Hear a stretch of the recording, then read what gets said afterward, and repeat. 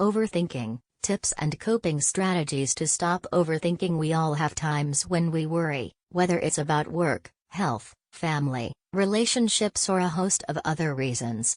But is there a point when you can think and worry too much?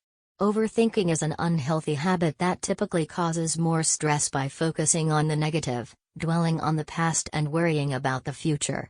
Instead of problem solving, you ruminate on an issue without coming up with logical solutions. It's almost like a broken record of negativity that replays repeatedly in your head.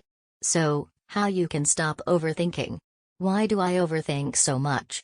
But why do you tend to overthink? Overthinking can be a symptom of stress, anxiety, or depression. While overthinking isn't a mental disorder in and of itself, it can be connected to generalized anxiety disorder, GAD. Those with GAD tend to worry excessively about many things and may experience the following: worrying excessively about many unrelated things for at least 6 months. Difficulty controlling the worry. Anxiety that interferes with the ability to function. Types of destructive thought patterns. When we overthink, we usually become more anxious. This is often due to cognitive errors, which are basically errors in logical thinking. Here are some examples of common cognitive errors. Catastrophizing. This is when you imagine a worst-case scenario as the inevitable outcome of a situation you're worried about.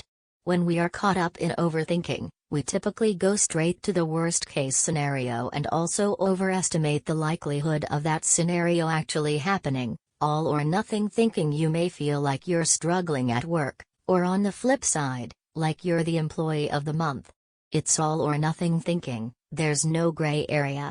Whereas in reality, most things in life are somewhere in between, notes Duke.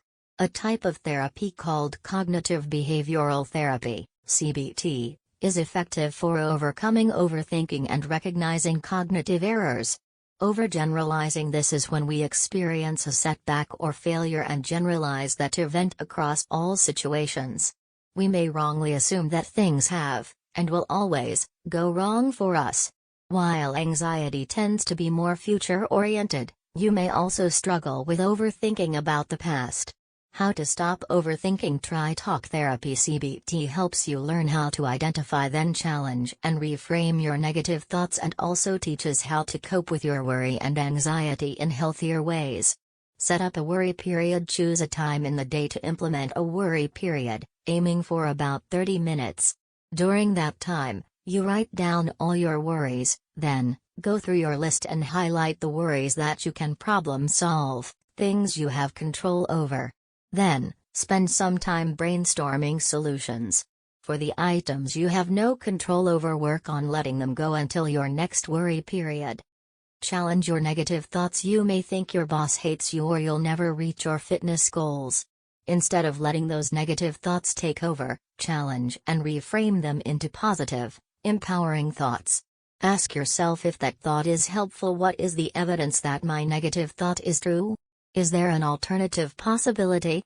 The goal is to try and have a more balanced perspective. Distract yourself. Healthy distraction can be helpful. Activities like meditation, reading, and taking a walk can help keep your stress levels down.